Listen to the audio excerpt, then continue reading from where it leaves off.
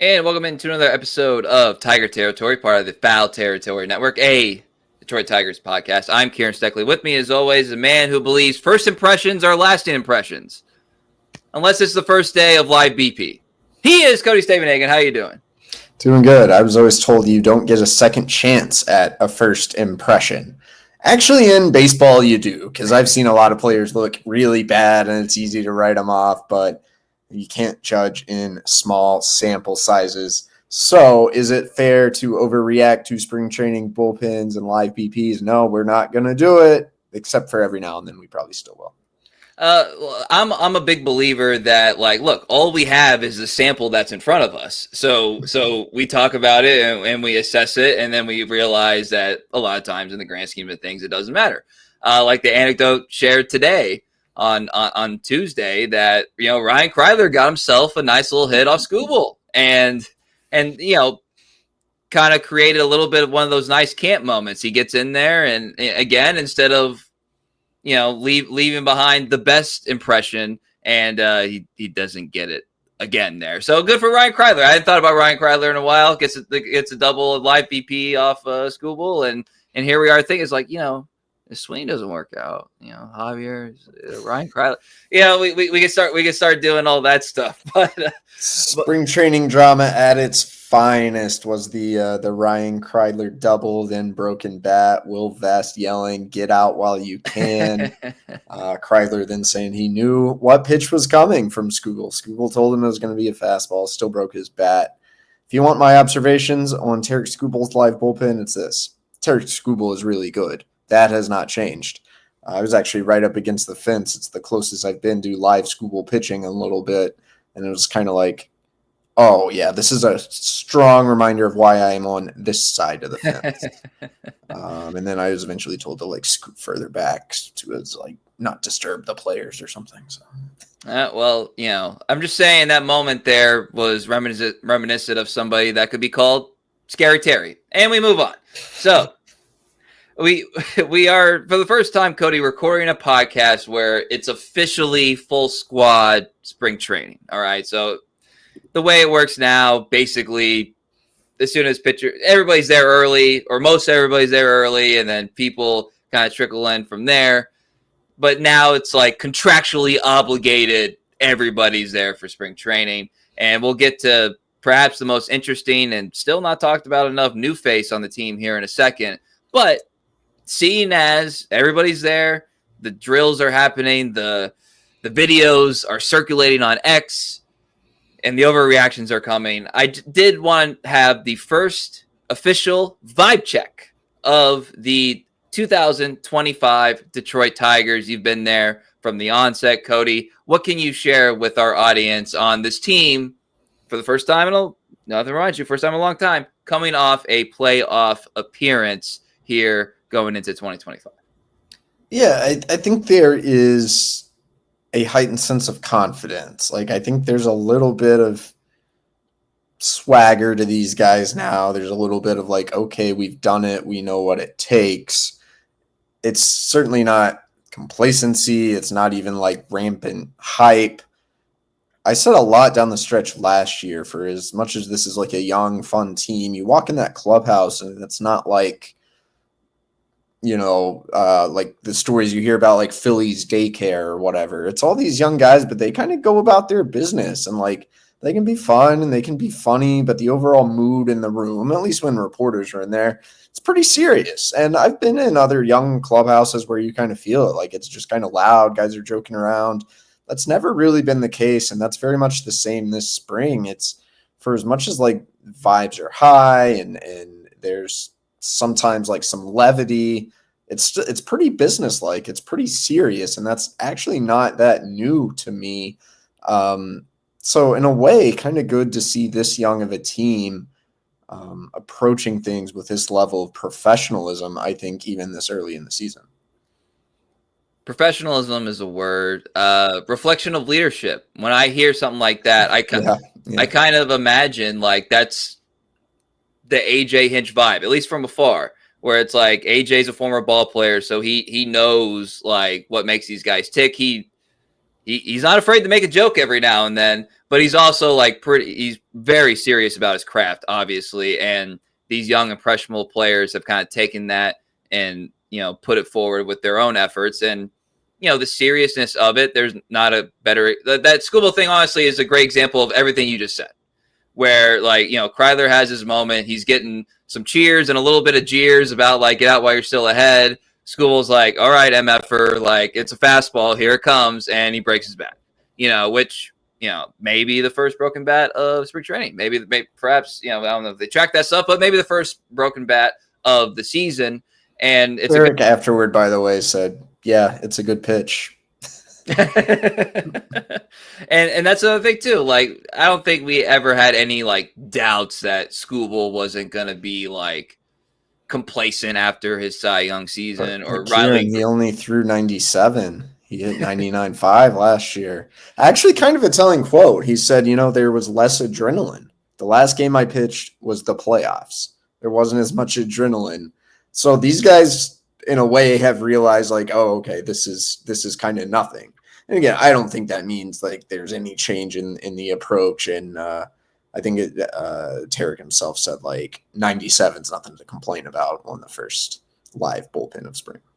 Yeah, and then Riley Green talking about, he made the headlines, the headline circuit, I would say, about cutting out the Chick-fil-A and taking better care of his body and all that stuff. And he's coming off an all-star appearance. And again, there's a million examples of guys at 24 years old make an all-star team and think, yeah, like I got this. Like, what do I got to change for? And that's an example of taking the craft more seriously as you mature as well. And yeah, that's a little bit of a spring training cliche. I think we're actually publishing a list on The Athletic of spring training cliches.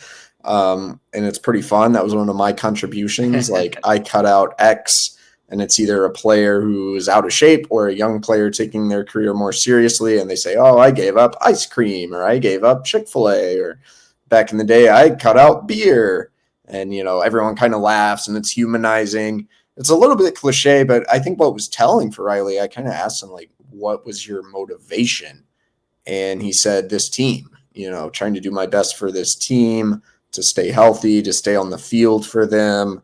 So kind of cool that it wasn't like, oh, my career, do what's best for me. And even if he said that, I mean, that would make total sense. But instead of that, he said, like, this team. So that was kind of a cool quote. Well, along those lines, I have noticed no best shape of my life comments. Zero. Should we be betting the under now? Should we read into this? I think Riley could qualify for best shape of his life. I mean, he gave up Chick-fil-A and he looks great. Colt Keith looks great as always. A lot of these guys showed up in great shape. AJ Hinch is making a point to not utter this phrase for anyone, which I certainly respect. I think pretty much everyone is showing up in pretty good shape. Kerry Carpenter is looking a little heavier. We'll see if that's intentional or not. I don't know. You can go look at pictures and judge for yourself on that one. But yeah, I don't know. Like, it's, athletes these days, man, they take stuff pretty seriously. No one's pretty rare to see a guy show up not looking in good shape. Yeah, and the way that I look at it through the lens of what is purposeful. And like, if Colt Keith came in like bigger in some fashion, like, I would be like, okay, well, he's playing first base. He probably knows he's not going to have to run around as much.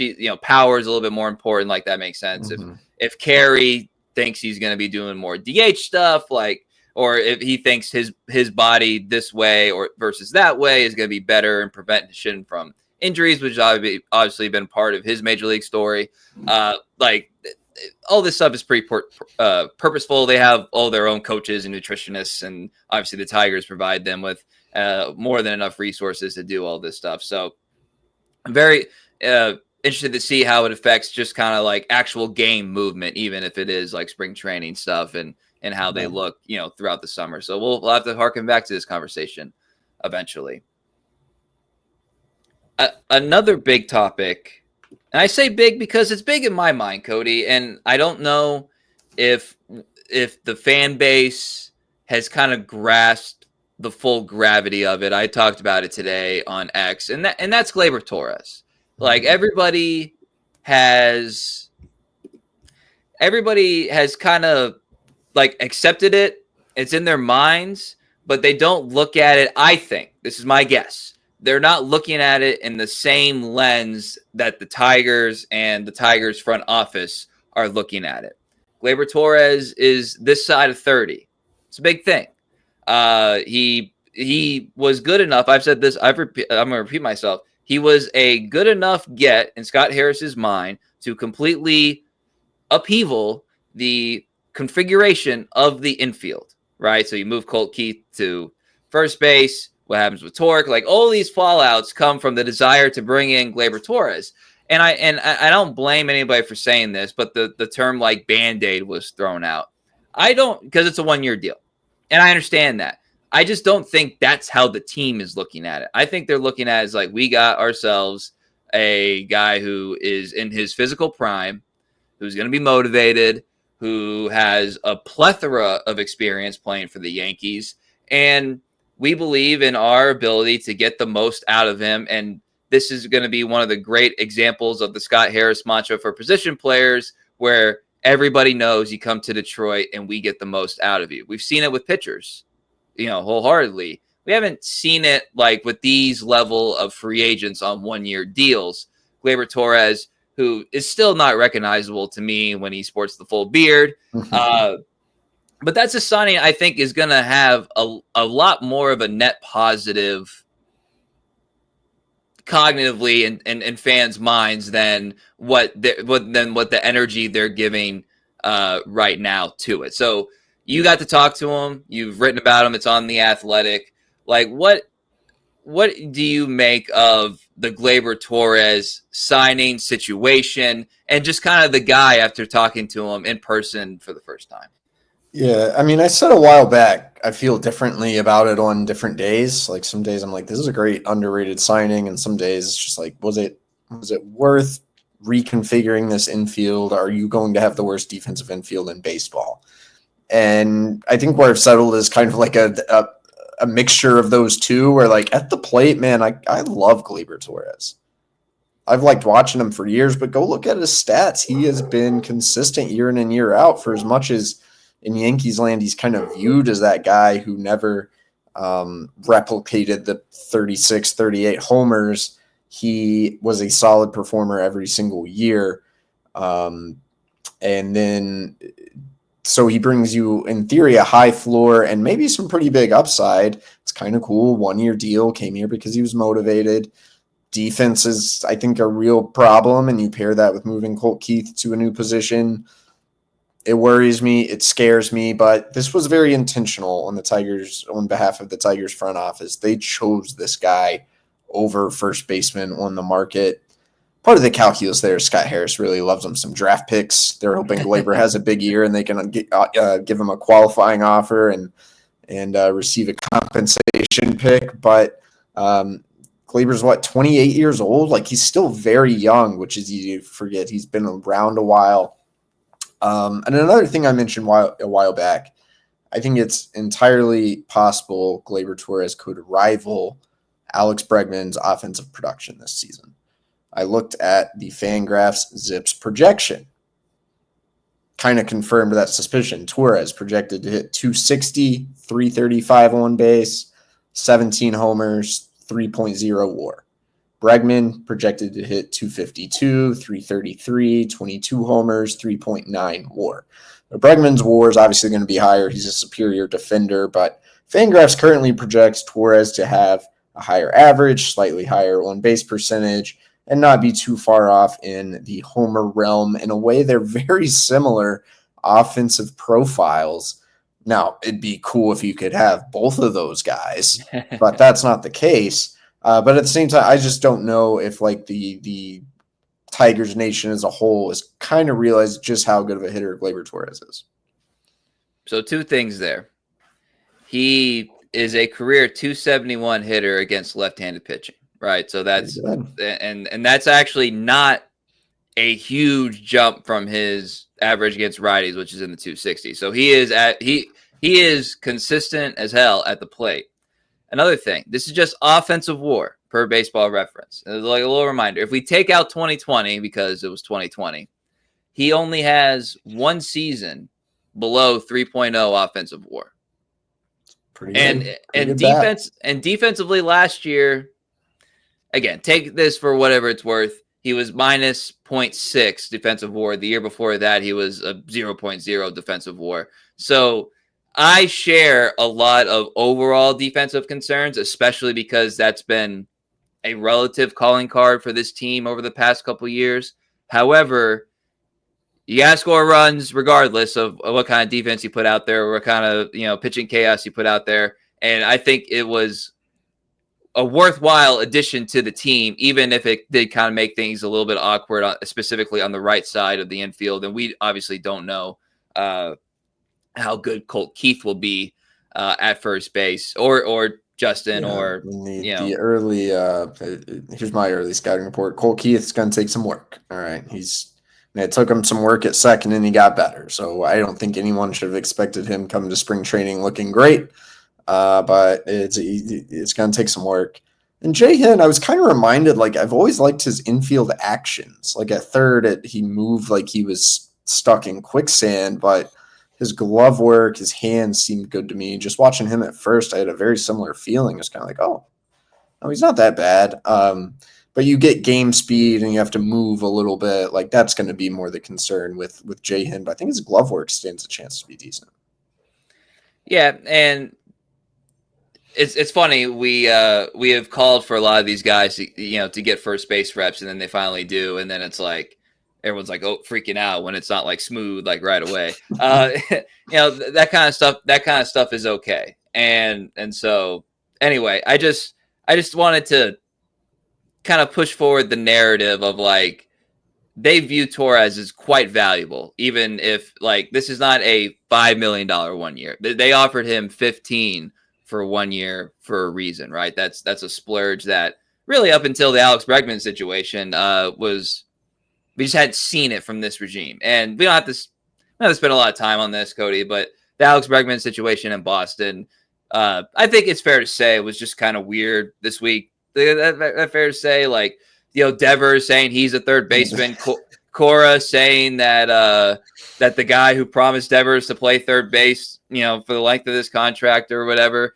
is no longer in the organization. I think it's safe to say it's a little the early returns, and I'm sure it'll be fine. Not overreacting, but the early returns it's kind of weird. It's a little weird. Really wild, man. The reporter in me wishes like, man, why don't I cover anyone who just comes out and says some crazy stuff? Because there were some wild quotes in Boston that would never happen in Detroit. Yeah, I don't know. I feel like Devers should just like chill out a little bit, and I bet he eventually will, and they could have a really good team. But obviously some stuff to work out, maybe behind closed doors there. Man, I don't have a lot more to say about Alex Bregman. We're done with this, right? We already know. We know what the offer was. We know the opt-out was one sticking point. They're like, maybe there was more to it. Maybe there wasn't. That's all I got. That's all I have. Yeah, I'm okay moving on too. Well, all right. Time to turn the page. To quote, you think Bregman's going to opt out? You think he'll opt out if he has a good year? I think he will. These guys, I feel like they opt out. A-Rod opted out. Like a lot of these guys opt out because they want more year security. So I think he will, because then you're looking at the thing is when it's a short-term deal with a high dollar amount, the dollars come down quickly when you go into the next year of the deal, right? The total. That's the only other thing. He's going to be a year older. He's going to be 32. We did see the deferred money, so it's not like $40 million a year in the conventional sense. Still may be tough for him to like top. I don't know. But he could probably get more than $80 million though, and he could have like, yes, and he could have more like team security. So yeah, whatever. Whatever he's. You know what I'm going to worry about that next October, November. Maybe we'll get a whole other offseason worth of content out of it. But for now, it's just hard to mentally go there. Yeah, maybe not. All right. Well, on the token, Cody, real quick, of guys that we probably just want to check in on, like how we feel. We got some comments on X, and none of these were like bad comments or anything. But when we did our roster projection, which if you missed that, you can go to YouTube, you can go to wherever you get your podcast and listen to it there. We both had we didn't plan this. We both had Maeda as the fifth starter. And that naturally gets a little bit of pushback. It's totally fair. And like, it is totally fair. The thing is, though, like, it leaves out the Mizes of the world, the Mannings of the world, but also the Keider Monteros of the world. And I think there's like a misnomer that you know, / I, like, by not kind of including him in that list was like downgrading what we viewed of him as a player, an asset in the organization, blah, blah, blah. I'll speak for myself and then you can go. I think it just makes more sense to slot him in Toledo to begin the year, and then he's going to get plenty of run in the major leagues.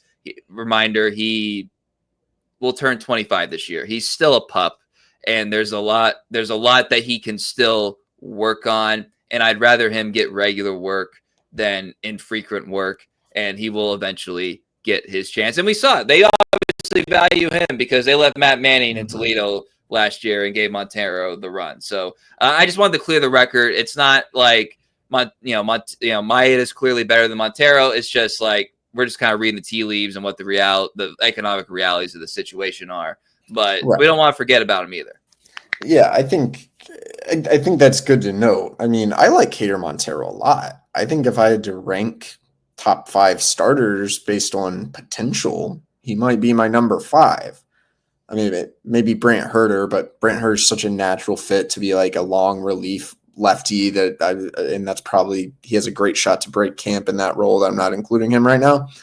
Like I'd rank him above Maeda, and you could talk me into ranking him above even Casey Mize, even though I said I can't quit Casey Mize either. Montero, he just has a lot of potential. I mean, he has a slider that at times could be really good, generated whiffs at a 25.9% clip last year, has a chance, I think, to bump that even higher. And then a changeup that had a whiff rate of 32%. He only used it 10% of the time, maybe mix that in a little more. Like, there's a version of Keider Montero that can come out and really start missing a lot of bats. But we saw it last year. He has command that needs to be refined and more consistent. And also go look at his Baseball Savant page. Go Keider Montero, Baseball Savant. You're going to see a lot of blue on there, and suddenly you're not going to feel quite as good about him. So you pair all that. It's the package of a player who is still growing and developing. You pair that with the reality the Tigers are paying Maeda and want to get something out of this.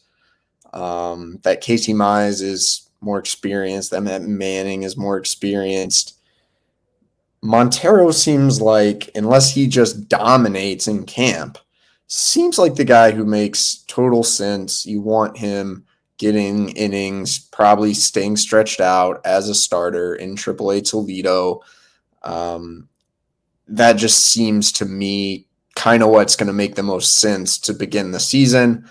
And much like last year, one way or another, I bet we see Keider Montero throw a lot of innings in the big leagues this season. Yeah, I would agree. All right. Speaking of names that people are buzzing about, we have ourselves the first camp darling of the year of the spring training. It's actually not that great of a label to get because a lot of times these things don't necessarily work out all that well. A couple examples being Akil Baddoo, which, you know, he had his moments. I kind of wanted to talk about this, actually. Let's go through camp darlings in recent Tigers history. The first two that come to mind for me are Akil Baddoo and Eddie's Leonard. Mm-hmm. And, you know, like I said, Baddoo had his moments. He's still with the team, so I respect. But, like, he obviously, we know where he slots in the organization right now. And, I don't know, we might have mentioned Eddie's like 5 times once the regular season started, like the entire summer. If that, like, And if we did, it was just being like, sorry, Twitter, he's not getting called up because he chases 40% of the time. Yeah. Tarik Skubal was once a camp darling, though. That one worked out okay. it's true. I think that same camp, Franklin Perez, was a little bit of a camp darling. That one didn't work out quite so well. We could throw Isak Joe. Paredes. Isak Yeah. Paredes was an AJ Hinch. Remember when AJ Hinch said he was hitterish? The first time he was hitterish in his Tigers tenure. And it didn't work out for the Tigers, but it's working out pretty well for some other teams out there. Yeah, a couple of them. Guys got a nice MLB passport.